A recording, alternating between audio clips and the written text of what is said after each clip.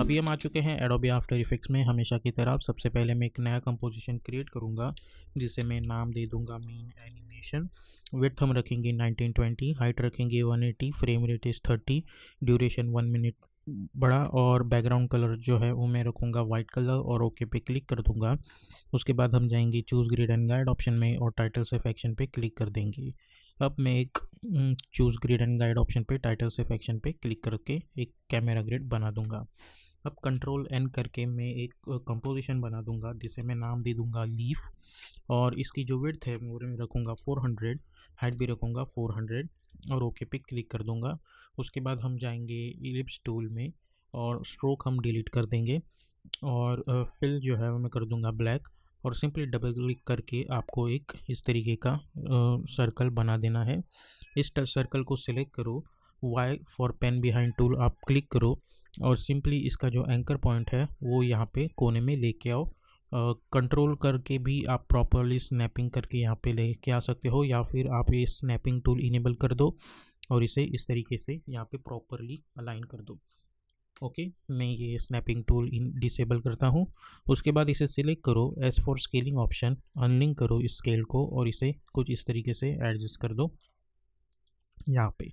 Similarly इसे इस तरीके से यहाँ से भी छोटा कर दो, तो यहाँ से मैं कर दूंगा 65 ऑन एक्स एक्सिस और यहाँ से मैं कर दूंगा 85। उसके बाद राइट क्लिक करके न्यू और एक एडजस्टमेंट लेयर बना दो और इफेक्ट एंड प्रीसेट्स पैनल में जाके यहाँ पे अप्लाई करो टर्बुलेंस डिस्प्लेस इफेक्ट, तो हमें कुछ इस तरीके की चीज़ मिल जाएगी। उसके बाद अल्ट क्लिक करके इवोल्यूशन टैब पे क्लिक करो और टाइप करो टाइम स्टार 90 और मिनिमाइज कर दो। ओके, तो हमें कुछ इस तरीके की चीज़ यहाँ पे मिल रही होगी। यहाँ पे इसे सिलेक्ट करो, पिन ऑल एजेस की तरह पिन लेफ्ट कर दो, कुछ इस तरीके से आप देख सकते हैं हमें चीज़ यहाँ पे मिल रही होगी। चलो पिन ऑल एजेस करके देखते हैं। ओके, तो ये कंपोजिशन के बाहर नहीं जाना चाहिए, तो इस आई थिंक ये इनफ है। उसके बाद इसे सिलेक्ट करो और फिर से जाओ इफेक्ट एंड प्रीसेट्स पैनल में और अप्लाई करो रैम्प इफेक्ट, ग्रेडियंट रैम्प, और डबल क्लिक करके इसे अप्लाई कर दो। ये ब्लैक कलर का मार्कर यहाँ पे लेके आओ और ये वाइट कलर का मार्कर हमें यहाँ पे लेके आना है, कुछ इस तरीके से। उसके बाद कंट्रोल एन करके मैं फ्लावर एक कंपोजिशन बना दूंगा और विड्थ मैं रखूँगा उसकी 800 बाय 800 और कंट्रोल इसे फिट कर दो और कंट्रोल 0 करके अपना प्रोजेक्ट विंडो ओपन करो और ये जो लीफ है उसे यहाँ पे लेके आओ और यहाँ पे भी अपना पेन बिहाइंड टूल सिलेक्ट करो और कंट्रोल होल्ड करके ये जो एंकर पॉइंट है इसे प्रॉपरली यहाँ पे लेके आओ और इसे इस तरीके से एडजस्ट कर दो और इसे कर दो 3D में कन्वर्ट। आर फॉर रोटेशन आप देख सकते हैं, आप इसे वायर एक्सिस पे रोटेट कर सकते हैं। तो अल्ट क्लिक करके यहाँ पे मैं ओपन एंड क्लोज ब्रैकेट उसके अंदर टाइप करो rotation, open and close bracket उसके अंदर टाइप कर दो 0, उसके बाद आगे जाके प्लस और यहाँ पे टाइप कर दो 30 इंटू इंडेक्स। ओके, और यहाँ पे क्लिक कर दो। ये एक्सप्रेशन आपको बेसिकली कॉपी करना है तो इसे ध्यान से देखो और कंट्रोल डी करके इसे डुप्लीकेट कर दो, चाहे तो आप टॉप व्यू में जाके देखो। ओके, तो एक प्रॉपर बन चुका है हमारा लीफ फ्लावर। तो आप देख सकते हैं हमें कुछ इस तरीके की एनिमेशन यहाँ पे मिल रही होगी।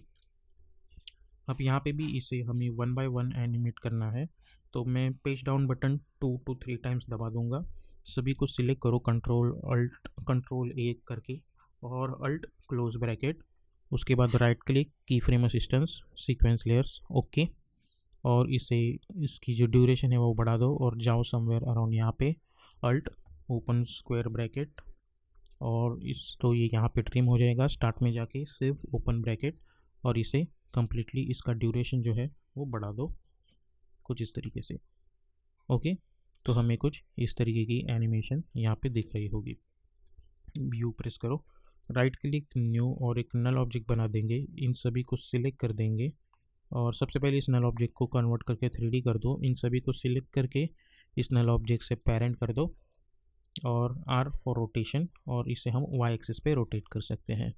और एक की फ्रेम में यहाँ पे बना दूंगा और जाऊंगा अराउंड 40 सेकेंड पे और यहाँ पे टाइप कर दूंगा 6 तो होगा ये कि हमें इस तरीके की रोटेशन एनिमेशन मिल जाएगी। चलो 3 कर देते हैं इसे और देखते हैं। ओके, हमें कुछ इस तरीके की एनिमेशन मिल रही होगी। उसके बाद हम जाएंगे मेन एनिमेशन में और अपना जो फ्लावर है वो इसमें यहाँ पे रख दूंगा। आर फॉर रोटेशन, इसे इस तरीके से रोटेट कर दूंगा। और आप चाहे तो ये आइकॉन भी इनेबल कर सकते हो, लेकिन उसकी कोई ज़रूरत नहीं है। इसे सिलेक्ट करो, कंट्रोल डी करके डुप्लीकेट कर दो और इसे को इसके डुप्लीकेट्स कुछ इस तरीके से एडजस्ट कर दो। ओके, और कुछ डुप्लीकेट्स की साइज़ छोटी कर दो। इसकी साइज़ सपोज मैं बड़ी कर देता हूँ, इसकी साइज़ छोटी। ओके, इन सभी को सिलेक्ट करो, P फॉर पोजीशन, एक की फ्रेम बना दो और इसे यहाँ पे ला के रख दो।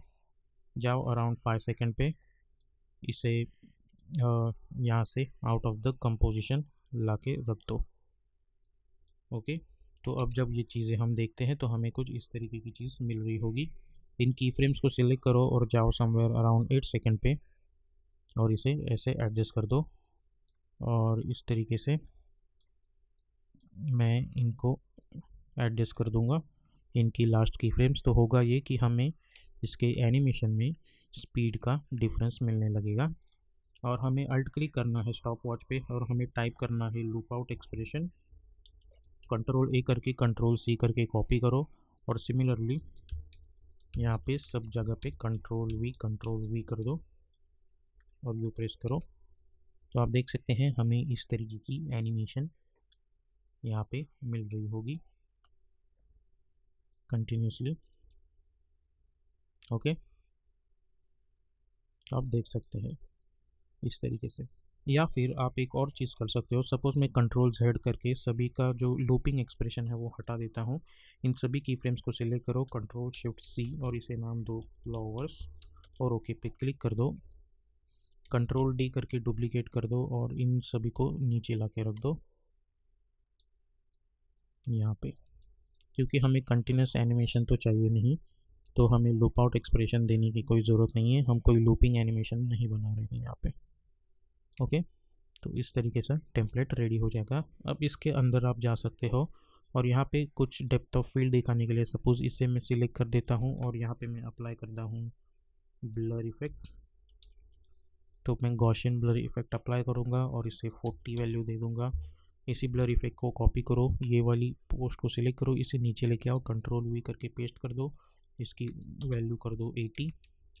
ओके, तो हमें जो है वो कुछ इस तरीके से डेप्थ ऑफ फील्ड वाला फील यहाँ पे आ जाएगा। इसे भी सिलेक्ट करो, कंट्रोल वी करके इसे मैं 20 कर देता हूँ। तो अभी आप देखोगे तो हमें कुछ इस तरीके की एनिमेशन यहाँ पे दिख रही होगी कंटिन्यूसली। और मैं चाहूँगा कि मेरा एनिमेशन जो है वो यहाँ से स्टार्ट हो, तो मैं बी प्रेस करूँगा यहाँ पे और मुझे कुछ इस तरीके की एनिमेशन दिख रही होगी।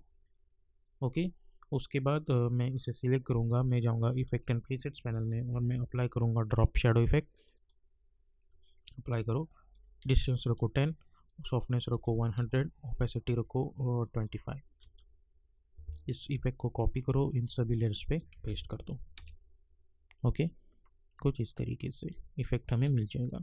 उसके बाद आप कोई भी टेक्स्ट टाइप कर सकते हो। मैं सपोज टाइप करता हूँ मोशन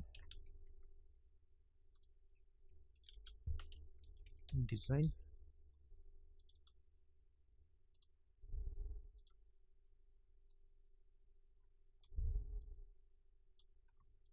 इस टेक्स्ट को सिलेक्ट कर दो।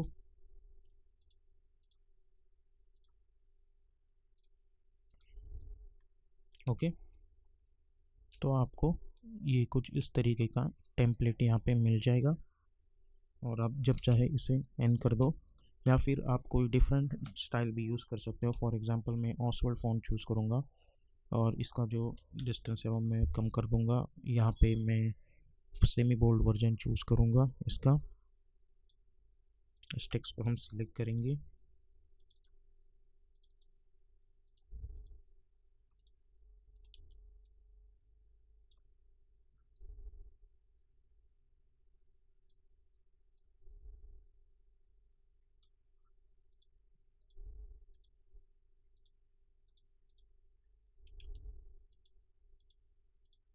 ओके, तो हमें कुछ इस तरीके की एनिमेशन दिख रही होगी। अब आप एक और चीज़ कर सकते हैं, आप इस लीफ के अंदर जा सकते हैं और यहाँ पे इंस्टेड ऑफ ब्लैक आप कोई भी कलर चूज़ कर सकते हैं। तो उससे होगा ये कि आपको डिफरेंट कलर पैटर्न्स यहाँ पे मिलने लगेंगे और यहाँ पे भी आप कोई भी कलर चूज़ कर सकते हैं। It's totally up to you, पूरी तरह से आप पे डिपेंडेंट है कि आपको कौन सा कलर चूज़ करना है। और चाहिए तो आप ये टेक्स्ट भी हटा सकते हैं, खाली ये एनिमेशन ऐसे ही बहुत ब्यूटीफुल लगता है। तो इस तरीके से आप एक motion graphic template after effects के अंदर बना सकते हैं।